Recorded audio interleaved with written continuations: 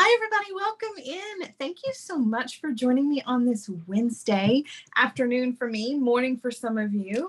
I hope you guys are having a great week so far, and I hope to inspire you a little bit and to make it a little bit better.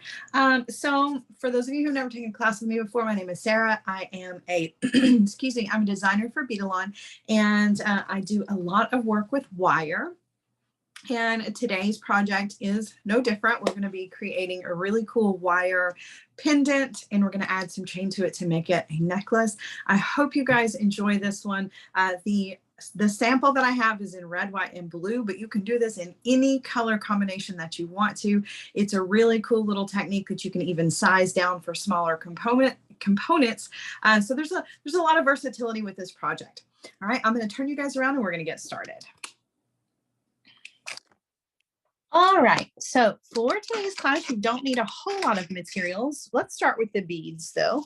So I love to get these beads. If you've taken classes with me before, you know I love these beads that are on the cards, especially when they are a bunch of different sizes on one card. So I picked these out in the white and the blue, and of course in the red for today's design. I'm using the largest one of them, but you can see I've done several projects with these and I still have a ton of these left over.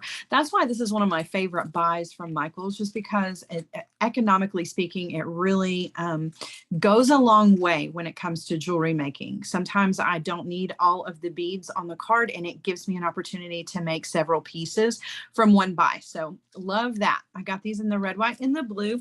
I also have some red bicones for our necklace as well. You don't have to get the bicones. You can actually just use a different size of the rondelles if you want to in place of the bicones. And just like I said before, you can do this in any color that you want to. You don't have to do the red, white, and blue. I just chose the red, white, and blue because that kind of screams summertime to me. And this necklace is all about the end of summer. So all right, as far as your wire is concerned, you're going to need some 18 gauge wire, and I have cut this into a 7-inch piece. So grab yourself a 7-inch piece on that. You're also going to need some 24 gauge wire. The 24 gauge wire is 36 inches. And then you're going to need two 4-inch pieces of 22 gauge wire, or you can use eye pins if you want to. We're going to make our own wrapped loop eye pins, but you can just do regular eye pins if you want to. Okay. You're going to need some chain and some findings. Grab some jump rings and a clasp. For this, go ahead and pre-measure out your chain if you want to, or wait and measure your chain at the end. You can use chain, you can use leather, anything that you want to use for the length of your necklace. And then as far as your tools are concerned, you need your standard tools. I always have 2 pairs of pliers, usually one that's a bent nose. I've got my round nose pliers, my cutter tool, and then my stepped bell making pliers. Okay, so I've got lots of options here when it comes to sizes. We're going to use these to get started. All right, so we're going to start out with that 7-inch piece of 18 gauge wire, and you can either use the smallest or the next to smallest size on your pliers here to make a loop on the end. I'm actually going to use the not the smallest, but the next size up, and I'm going to turn a loop on one end. Okay, and I'm going to leave it. I'm not going to straighten it up. And then I'm going to do the same thing over here on the other end.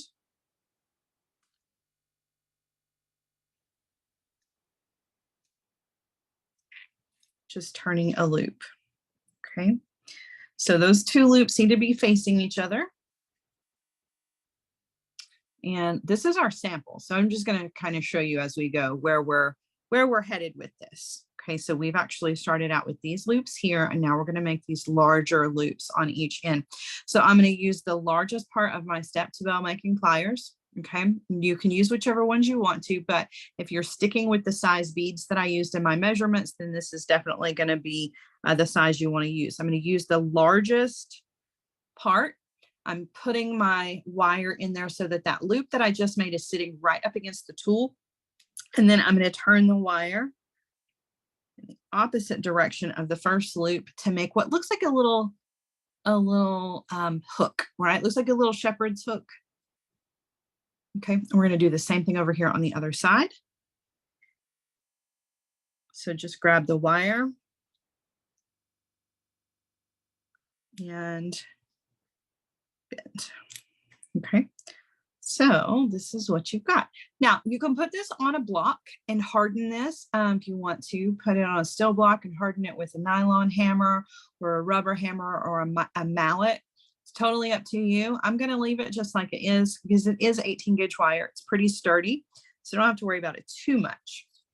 All right, the next thing we're going to do is we're going to take that 36-inch piece of the 24 gauge wire, and we're going to anchor it to our component. We're actually going to anchor it to one of these loops, these small loops here. Before I do that, I'm going to take my pliers and I'm going to open it up just slightly with a twist. And I'm talking just slightly. That's just going to make it a little bit easier for me when I go to wrap my wire to this. So I'm going to lay my wire across the component here, give myself a little bit of a tail, not a lot, a couple of inches, and I'm going to wire wrap with 2 or 3 wraps to that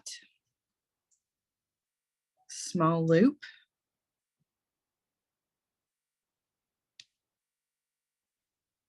Just like that. Okay, and then I'm going to come in with my pliers. I'm going to tidy this up a little bit, just kind of squeezing those loops together, just making it look a little bit nicer. And then, excuse me, I'm going to close my loop back. And I'm going to come to the back and I'm going to trim off the excess wire. Okay. All right. So now I'm going to add my beads to this and they're going to run between these 2 loops here. So I'm going to take the end of my wire here and I'm going to thread on 3 of the red.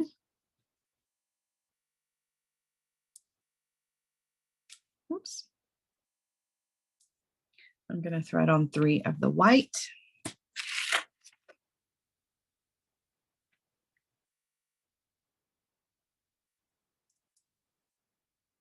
And then 3 of the blue.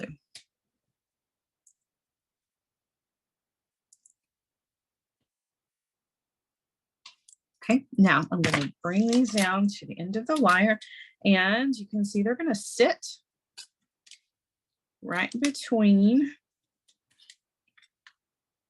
the 2 loops on our component. There's a little wiggle room here. That's okay. We need that wiggle room because we're going to be wrapping some wire in between these beads. So having a little extra wiggle room is not a bad thing. Now, we also want to secure this wire to the other side of our component. So I very gently am going to open just like I did with the other, and then I'm going to use my wire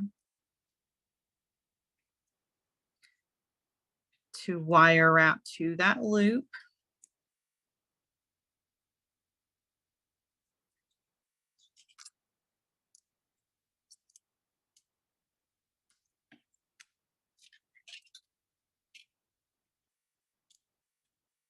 Okay, just like that. And then I'm going to close and tidy. All right, now we're ready to wrap some wire around this. So you can see we've wrapped the wire between the beads and around the component. It looks pretty much the same on both sides. Okay, so what we're going to do is we are going to take the wire. So we remember this is a 36-inch piece of wire. So there was a lot of this wire left. And we're going to wrap around the component and between the bead. Okay, just like this. So we're kind of wrapping at an angle, making sure to go all the way around the component and then between the beads. We're going to go all the way down.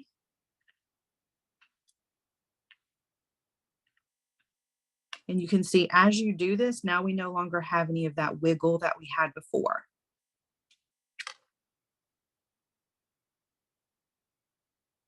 So that extra wiggle room was really necessary.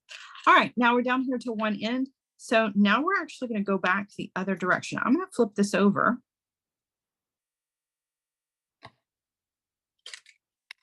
We're going to go the other direction, just going back across the component. So you're kind of creating these little chevron patterns, these little triangles in between each of the beads.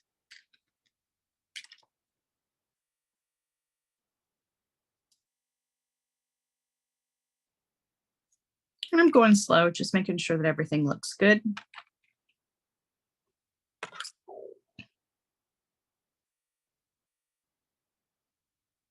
Okay, now when I get down here to the end, I need to wrap to secure this wire. So I'm actually going to wrap. There's a couple of things you can do. You can open this back up and wrap into that loop again if you want to, but there's not a whole lot of room because you've got wire wraps that are already there.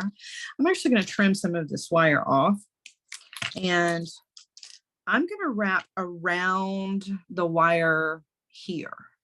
So I'm just going to wrap kind of in a circle, pulling that pretty tight. And I'm going to wrap around it like twice. I don't want to make it big and bulky because there isn't that on the other side. So I don't want it to be unbalanced. But I do need to secure that wire. So I'm going to come over here to the other side and trim off. All right, so now we have our beads secured to our components, and now you can kind of bend this into whatever shape you want. So if you want it to stay straight, you can just straighten it out and make it a bar, which does look really cool. Or you can come in with your fingers and you can kind of push and pull a little bit and coax it into whatever shape you want. You can see from the original, it's got a nice U shape, but it's not a super deep U shape. However, you could turn this into a really deep V if you wanted to, or just a really deep U. It is completely up to you. Now, you can do this exact same component with the exact same technique, right, with smaller beads. So you can make a smaller component like this, maybe smaller loops, smaller beads for sure, but smaller loops, and a shorter piece of wire is going to give you a smaller little section here that gives you an opportunity to make a necklace or even a bracelet component, right? That maybe has birthstones or your favorite color or whatever you want it to be. Does not have to be red, white, blue, does not have to be this size. But this little component even works as in a very small version with 2 pieces of chain coming up to a jump ring to make an earring. So you can make really cool, little chandelier type earrings with this if you want to. You can use this in small sections and do links and make chain out of it. So this single component has so much versatility just by changing up the measurements here and making it a little bit smaller and changing up the size of your beads. That being said, you can also use this just like this in this size and add extra drapes to it. So you could technically use some bead stringing wire here or even your hard wires if you wanted to, and do another row of beads underneath attached to this loop. And then if you wanted to, you could do an even longer drape coming from these 2 loops. And these are big enough to where you could do 2 or 3 more drapes if you wanted to. So this could actually be the beginning of a really cool multi-layered statement necklace if you wanted it to be. So I'm just trying to give you as many options as possible. Want to make sure that you have all the inspiration that you could possibly need from one singular project. Now we're going to do the last couple of steps for this. The last couple of steps are we are going to do some wrapped eye pins, and we're going to use these bicones as our transition from the component to the chain. So we're going to use 2 4-inch pieces of 22 gauge wire for this, and we're just going to make ourselves a wrapped head pin, or I'm sorry, an eye pin. So I'm coming down on the wire about an inch, inch and a half, and I'm going to give the wire a bend.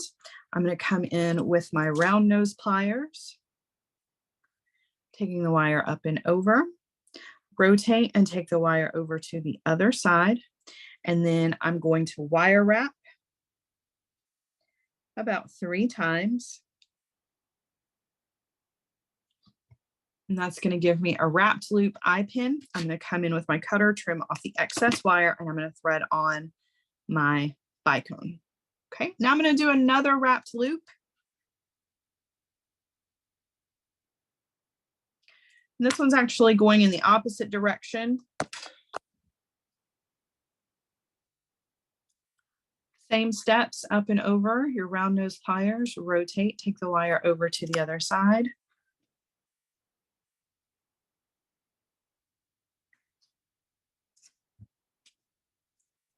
And then come in with your cutter tool to trim off. And we're going to repeat this process with the other bicone. So we've got a bicone for each side of our necklace. All right, so here's our second piece of wire. Giving it a bend. Bringing in the round nose pliers. Up and over. Rotate the pliers. Take the wire over to the other side. And then wire wrap.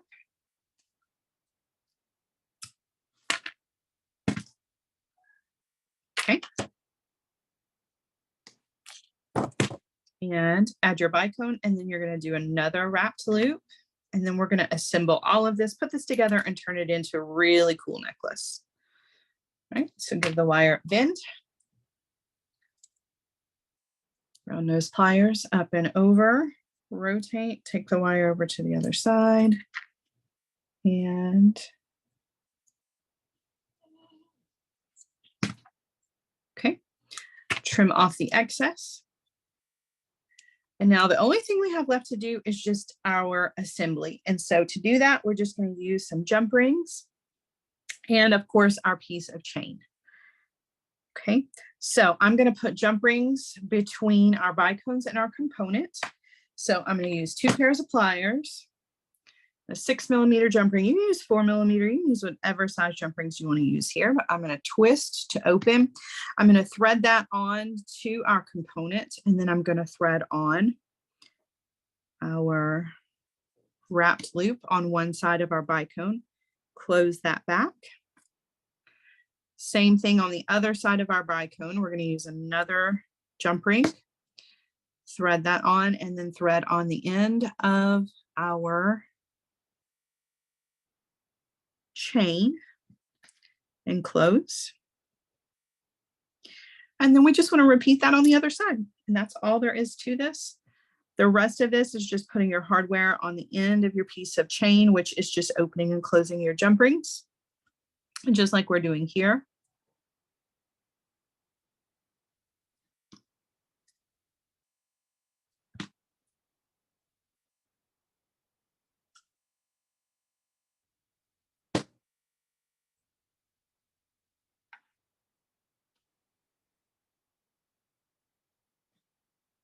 And closing that back. So this part is complete. Down here on the other end is basically just the same. It's just 2 jump rings on the ends of our chain with a clasp, and you can use whatever kind of clasp you want. So I'm using just a simple lobster clasp, but you could use any of the decorative clasps that you can find in Michael's. And the chain, you can change the chain up as well.